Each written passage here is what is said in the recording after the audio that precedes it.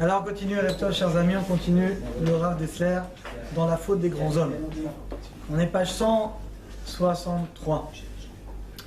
Vayam, donc on est en train d'analyser les fautes des tzadikim. On a analysé la faute de Moshe Rabbeinu, ou la faute du Vaudor, où la Torah emploie des termes incroyables, alors que finalement c'était une personne pour Yoshua et pour la faute du Vaudor que 3000 personnes. On continue.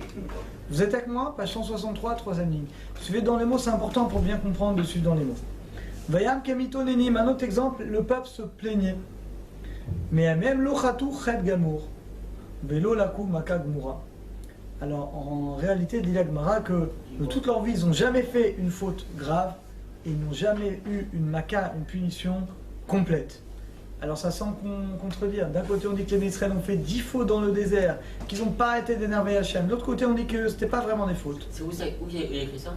C'est la Gemara dans Shabbat Nunhe. Voilà. À Bethel, dans tout leur parcours. Ouais. Ou Matan Uchalikare Bezat Hashem Lavanad. Voilà, la Gemara elle est très importante à connaître. Nunhe et Nunvav. Regardez. La Gemara dit comme ça. Kol Omer Rouven Chata. Tout celui qui dit Rouven a fauté. Alors pour rappeler rapidement Réhouven, quand Rachel est morte, alors il voulait que Yaakov, son père, retourne avec sa mère Léa de manière fixe. Mais Yaakov, il a mis son lit dans la tente de Bila, qui était la servante de Rachel. Il s'est offusqué au caveau de sa mère. Et il a pris le lit de son père, il l'a mis dans la chambre de sa mère Léa. Et la Torah lui compte comme s'il avait fait adultère. Vous allez voir, les termes sont terribles. Là également, ça semble exagéré. Alors la Gemara dit, tout celui qui dit que Réhouven a fauté, que les enfants d'Élie ont fauté, on expliquera à Bezat Hashem, que les enfants de Shmuel ont fauté, que David a fauté, David Améler, on ne va pas de la faute de David, que Shlomo a fauté, et non, il a toé, il ne fait que se tromper. Incroyable. Le texte de la Torah nous dit que Réhouven il a fauté, il a cohabité avec sa belle-mère. Le texte de la Torah nous dit que les enfants d'Élie ont fait des fautes très graves.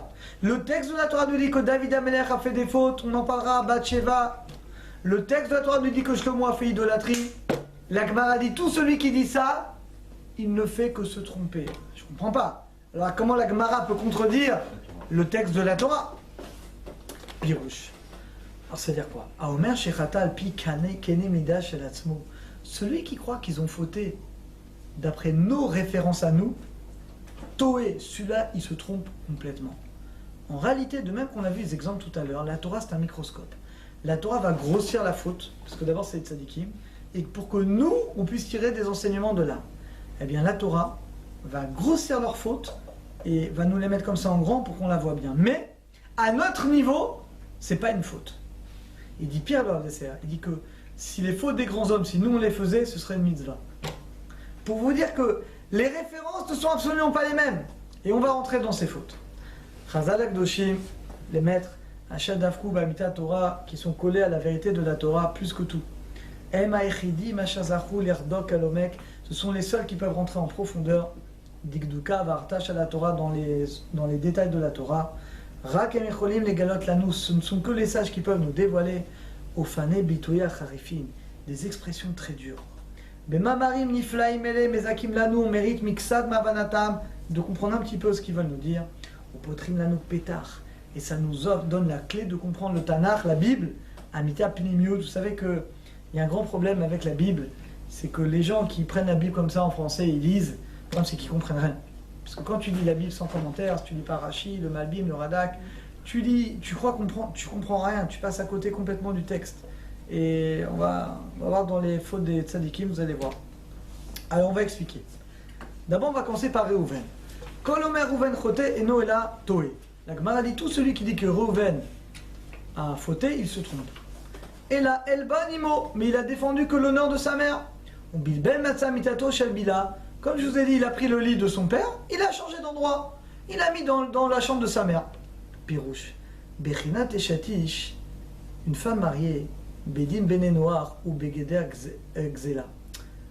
Là, on avance le don de la Torah. Réhouven, n'oubliez pas, on avance le don de la Torah. Et même pour les descendants de Noach, ils avaient l'interdit de Eshatish, d'une femme mariée. Pour eux, c'est comme un vol, même pour un goy. Kemo chez Midrash, comme c'est Riv et Davak Beishto, tu colleras avec ta femme et pas celle d'un autre, même pour les goïms. Vakula Shekilatzmo les Shanot, donc lui, regardez, le fait qu'il va se mêler de choses personnelles dont il n'a jamais dû se mêler, un enfant il ne doit jamais se mêler des relations de son père, Igvar kula begeder ba'alut ba'aviv. Donc quelque part, il a mis un niveau de proximité avec son père qui n'était pas bien. Mais Madriga Rouven, au niveau où il était Rouven, Nershakvar lechata gamour, c'est comme s'il a fait adultère. C'est-à-dire que, évidemment qu'il n'a pas fait adultère, sinon il ne serait pas dans les 12 tribus. Mais le fait que lui-même, il rentre dans les histoires de son père, avec quelle femme il doit aller, et de quel droit? C'est comme si quelque part tu voles le kavod de ton père. Tu prends quelque chose qui lui appartient, son intimité, et toi tu te rends dedans. Ça, à ton niveau, à toi, Réhouven, en tant que 12 tribus, c'est comme si tu avais des relations sexuelles avec ta belle-mère. Vous allez me dire, bah, c'est gros. Mais à son niveau, ça représentait ça. C'est pour ça que la Torah a dit, elle a dit oui. La Torah a dit qu'il a eu des relations sexuelles avec sa belle-mère. Alors que ça n'a pas de sens. L'Akbar dit, tout celui qui dit qu'il a fauté, il se trompe. Pourtant, il y a un passage qui est terrible. Voilà, il le ramène le Rav Dessler ici. Nasha vitu et levavo lalechet velo alach. Alors, dans le texte, c'est terrible. Dans le texte, c'est écrit qu'il a construit un hôtel d'idolâtrie. Il a construit Shlomo Ameler dans Melachim Aleph un hôtel d'idolâtrie. C'est écrit dans la Torah. Mais la Gemara a dit, en fait, il n'a pas construit. Qui a construit cet hôtel? Ses femmes. Alors où est son problème? Il a laissé faire. Le fait qu'il a laissé faire, la Torah lui compte comme si lui-même il avait fait. On retrouve ce principe. La Gemara dit quelqu'un qui voit sa femme, ses enfants et que lui, il pourrait intervenir et il décide de ne pas intervenir, alors la Torah lui compte comme si lui-même avait fauté. Parce que si tu peux rien faire, mais là c'est le roi, il peut très bien leur dire, vous êtes juifs, vous êtes mes femmes, soit vous respectez la Torah, sinon vous dégagez, au revoir. Il n'a pas fait ça pour différentes raisons, je ne sais pas, peut-être qu'il voulait qu'elle fasse tchouva, peut-être. En tout cas, la Torah lui compte comme si lui-même avait construit cette idole d'idolâtrie. Ce qu'il dit ici. Nasha Vitou, les femmes ont détourné son cœur, bien que lui n'a pas fauté. Kula Nanagai Meshav, il a été trop cool avec ses femmes, Hachécha, jusqu'à ce que finalement, il s'est un petit peu détourné. Zekvan Erfé, à son niveau à lui, regardez, c'est considéré comme s'il avait fait lui-même l'idolâtrie. Tu vois, que moi, Meller, qui était le plus sage d'homme, va faire l'idolâtrie, ça n'a pas de sens. Encore une fois, regardez comment la finesse. La Torah nous dit, il a fait idolâtrie. Il a laissé ses femmes. Là, ça revient pour lui. C'est aussi grave. Donc, vous voyez, quand la Torah nous parle de fautes de grands hommes, il faut toujours recadrer d'après le microscope, d'après le niveau de qui on parle. Pareil pour David Améler. Peut-être un jour on fera un cours entier sur David, c'est passionnant. Amour Hazal, Al-Khed David Améler. Alors, on rappelle la grande faute qu'on reproche à David Améler, vous le savez tous, d'être allé avec Bathsheba. Rappelez d'abord la petite histoire. Bathsheba était la femme d'Uri. Uri s'est mal conduit envers le roi. Il a été mis à mort par le roi, il a désobéi au roi. David a eu des relations avec Bathsheba. Et donc après Uri, la Torah lui reproche, quand on lit le texte, on a l'impression qu'est-ce qu'on lui reproche? Adultère. Quand on lit le texte, elle était mariée. Adultère. Et pourtant, Amour Hazal, Ached David Améler, tout celui qui allait à la guerre avec David, il était obligé de donner un guet à sa femme. Pourquoi? Ça arrive encore aujourd'hui. Hamas, il marche même, il détiennent, je crois, encore quelques corps. Vous savez qu'une femme, si on n'a pas une preuve que son mari est mort, une preuve, c'est qu'il faut le corps. Ou quelqu'un qui a vu le corps. Et bien la femme, Agouna, elle ne pourra jamais se remarier. Parce que peut-être son mari, il est vivant, peut-être qu'il le détourne. Et donc si elle se remarie avec un autre homme, et qu'elle a des enfants, les enfants, ils sont quoi? Mamzerim. Bâtard, c'est terrible. Et à cause de ça, surtout dans les guerres de l'époque qui étaient peut-être plus, je ne sais même pas, c'était plus violent qu'aujourd'hui. Bon, en tout cas, où c'était malheureusement quelque chose de fréquent. Alors pour éviter les problèmes, qu'est-ce que les rabbinim disaient? Monsieur, cher soldat, avant d'aller en guerre, tu donnes un guet à ta femme. Comme ça, dans le cas où tu ne reviens pas, au moins ta femme, elle est divorcée. Elle peut se remarier avec un autre mec et tu lui fous pas sa vie en l'air. Donc c'était habituel. À l'époque, ils avaient fait. Et ça permettait d'éviter... Le Rav Yosef, après la guerre de Kippour. Alors, le Rav Yosef, il a permis. Il a trouvé des terrils pour plus de 1000 femmes. Il a trouvé tout un tas de permissions pour permettre les femmes. Vous savez sur quoi étaient d'ailleurs basées ces permissions essentiellement? D'annuler le mariage. Ça veut dire, si la personne, en fait, elle n'est pas mariée. Par exemple, les témoins du mariage, et les gens ne font pas attention, ils ne sont pas cachers. Imagine un témoin du mariage qui se rase avec un rasoir à lame. 5 interdits. Oui, les Mechalel Shabbat. Le mariage, d'après la halakha, n'est pas valable. Qui disent Bediava, mais si le témoin n'est pas valable, le mariage n'est pas valable. Et donc, souvent, le Rav Yosef, il arrive à prouver, en examinant, on sait que les témoins, c'était souvent dans les mariages, malheureusement, un témoin, c'est n'importe qui, c'est des gens qui ne sont pas Shomrim Shabbat, etc. Et donc, dans ce cas-là, ils n'étaient pas mariés. Comme ils n'étaient pas mariés, Il a réussi à trouver. voilà. Bon, en tout cas, c'est un autre sujet. En tout cas, qu'est-ce qu'on disait? Il nous a détourné la Fredo. Qu'est-ce qu'on disait? C'était pour Shlomo Améler. Ah oui, voilà. David Amer. David Amer. Donc à son époque, tous les hommes qui sortaient à la guerre donnaient le guet. Donc Bathsheba, elle n'était pas mariée, elle était divorcée. Uri partit à la guerre, son mari partit à la guerre, il était tué finalement. Mais donc Uri, donc il a donné le guet de sa femme, donc elle était divorcée. Rak Shidato Lazor, le Kachacha Milchama. Maintenant c'est vrai que Uri lui pensait après la guerre revenir, reprendre sa femme. L'Omar Shechata Bedakout, mais en réalité David, c'est pas un problème d'adultère. Maintenant, ce qui est vrai, c'est pas beau. Tu aurais dû attendre que le mari meure. Et dans les règles de l'art, te marier avec elle. Il a vu, le Zohar a dit qu'il a vu que c'était son Zivug Rishon. Mais il l'a fait avant que Uri meure. C'est ça qu'on va lui reprocher. Kachéri, David, et la preuve, c'est que lui-même, David, il a reconnu que la faute, c'était que envers Hachem. C'est que d'après l'Alacha, il n'a rien transgressé. Regardez, c'est écrit dans Télim, vous connaissez tous. Lecha leva decha chatati. Il a dit à Hachem, seul devant toi, j'ai fauté. Vara benecha siti, j'ai fait le mal que à tes yeux. C'est à quoi à tes yeux? Pas aux yeux des hommes, pas aux yeux de l'Alacha. D'après le Shulchan Aruch, David, tu peux rien lui reprocher. Mais c'est pas beau. C'est pas beau. Attends que le mari, c'est pas beau de faire ça. Justement, si c'est pas beau envers Uri, pourquoi envers Hachem? Hachem, au contraire, la fin, elle est permis. Donc envers Hachem, il est propre. C'est envers Uri. C'est pas beau, pourquoi? Avalej baiser d'avaramo kodioter, c'est un peu plus profond. Qui gam chetze loya les filles madrigato. Parce que tu es le roi d'Israël, d'accord, tu dois te marier avec elle, tu as vu que c'est tout ce que tu veux. Mais c'est pas beau. Un homme qui part faire la guerre, qui donne le guet à sa femme, parce que c'est l'halakha, mais il doit la reprendre, c'est pas beau. D'attendre qu'il parte à la guerre pour dire qu'elle est le guet et de la prendre à ce moment-là, Vicieux. c'est un peu vicieux. C'est Hachem. C'est un chilou lachem. C'est ça qu'on va lui reprocher à David. C'est pas beau, c'est pas d'Echret, c'est encore moins d'un tzaddik, encore moins d'un roi. C'est ça qu'on va lui reprocher. Malachiquement parlant, tu peux rien lui dire. Il y a des fois des cas comme ça, des cas dans un où malachiquement parlant c'est permis, mais on dit c'est pas, ça se fait pas, c'est pas correct. Bah c'est ce qu'on va lui reprocher. Et c'est ce que dit l'Agmara. L'Agmara dit Loya David Raoul, David n'aurait jamais dû faire ça. Vélo Israël Roim, et Israël n'aurait jamais dû faire la faute du veau d'or. Ils n'auraient pas dû. Pourquoi? Et la Kedelora Tchouva, c'était pour nous enseigner la Tchouva. On va approfondir ce texte après. Le texte nous dit que normalement David n'aurait jamais dû faire cette faute. C'est trop gros. Israël n'aurait jamais dû faire le veau d'or. Pourquoi Hachem les a, entre guillemets, Hachem il a mis la peau de banane, il les a laissés glisser. Pourquoi?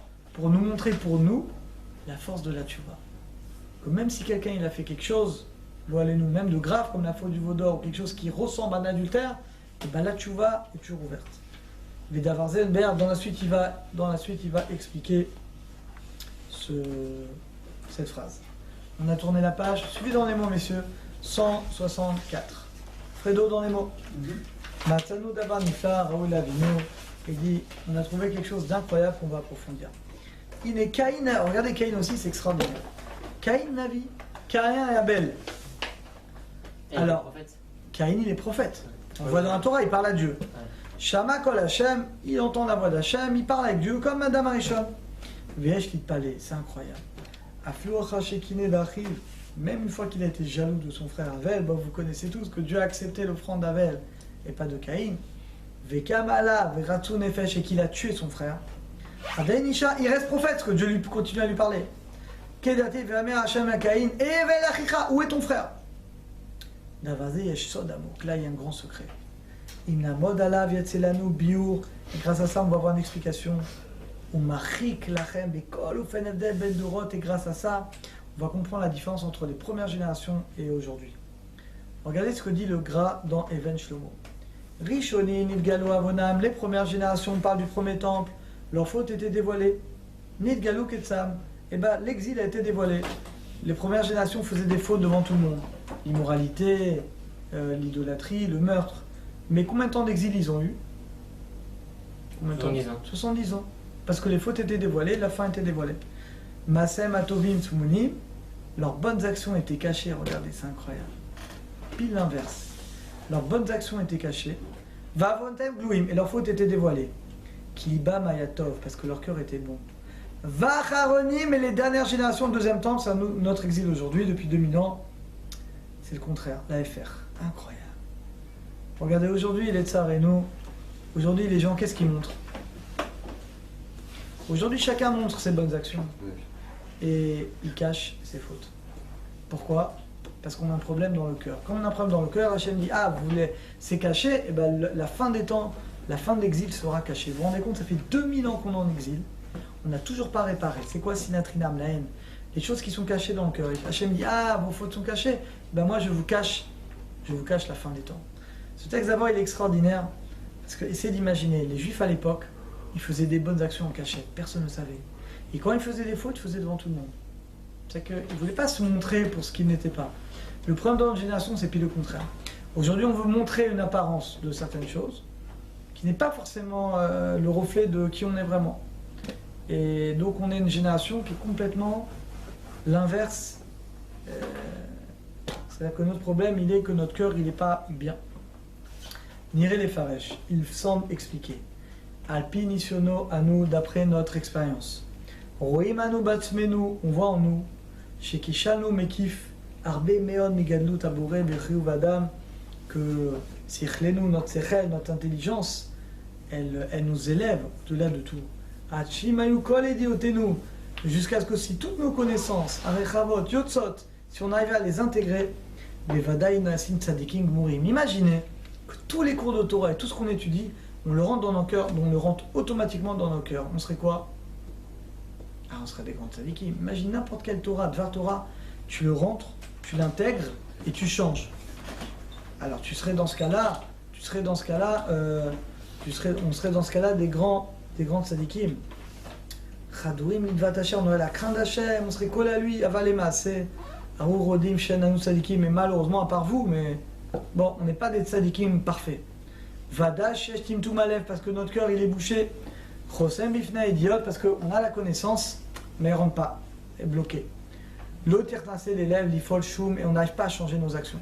C'est le grand problème de notre génération, c'est le principe du Moussa, Rav Dessler. C'est le petit-fils du Rav Srel Center, c'est l'école du Moussa, où le but c'est de faire rentrer l'étude dans le cœur pour changer. Et souvent, malheureusement, l'étude, elle est théorique, etc., on a du mal à changer. Valken, Keshaïtsa Morer Larto, quand l'Etzara, il veut nous faire fauter. Nakel et Tashtesh, Velakot, et Utenu, Ligrom Lanu, Unalim, Ain Bain, Venatet Atzmenu, et des fois, on veut se ruser, et on fait croire que la faute, elle n'est pas si grave. Soit on dit que c'est pas une faute, c'est une mitzvah. Soit même si on sait que c'est une faute, ah, c'est pas grave. Et nous, mitnaged les gamrés, on ne s'oppose pas complètement à la faute. Qui va un des asitano, étant donné qu'on est séduit comme ça, une fois ou deux fois, alors après la chose paraît permise, et après dans ce cas-là, on rentre dans la faute. Alors on va voir dans le prochain cours comment on peut remédier à ça et comment on peut arriver à faire entrer en nous le limud à Torah.